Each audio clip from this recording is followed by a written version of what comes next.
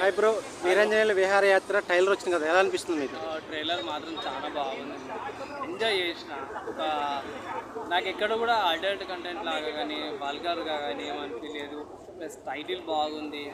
And మంచి మంచి యాక్టర్స్తో పాటు బ్రహ్మానందం గారు ఉన్నారు, ప్లస్ నరేష్ గారు, లక్ష్మి గారు ఉన్నారు.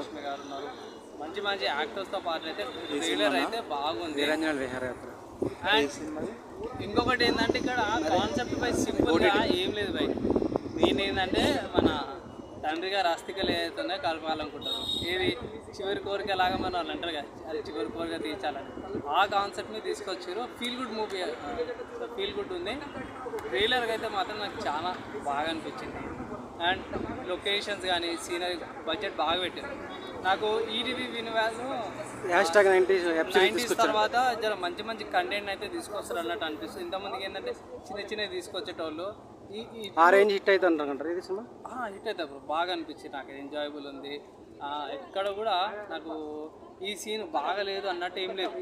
అంటే ట్రావెలింగ్ జర్నీ చేస్తారు కదా, మోస్ట్లీ ఏంటంటే జర్నీ చేసే సీన్స్ కానీ సిరీస్లు కానీ మూవీస్ కానీ ఏదైనా సరే కూడా ఎంజాయబుల్ ఉంటుంది.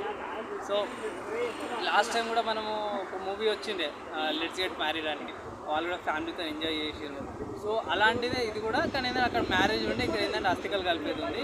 సో ప్రయాణం చేసే నరేష్ గారి క్యారెక్టర్ ఎలా ఉంది? నరేష్ గారు సీనియర్ నరేష్ గారా? సో అతని ఇన్వాల్వ్మెంట్ బ్రో. అతని అంటే చాలామంది అనొచ్చు పర్సనల్గా అట్లుండే అంటే. సో పర్సనల్ లైఫ్ పక్కకు పెడితే కంటెంట్ ఇది దీనికి వచ్చేసరికి యాక్టింగ్ పరంగా అతనికి పర్ఫెక్ట్ చేస్తాడు. అదైతే ఒప్పుకుంటా నేను. ఎందుకంటే చాలా మనకి మంచి మంచి సినిమా తీసుకొచ్చిండు. సో మూవీ కాడ యాక్టింగ్ కాడ అయితే నాకైతే ఏ ప్రాబ్లం లేదు అనుకున్నా. అండ్ దీంట్లో కూడా పర్ఫార్మెన్స్ అయితే చేసినారు. ఓకే.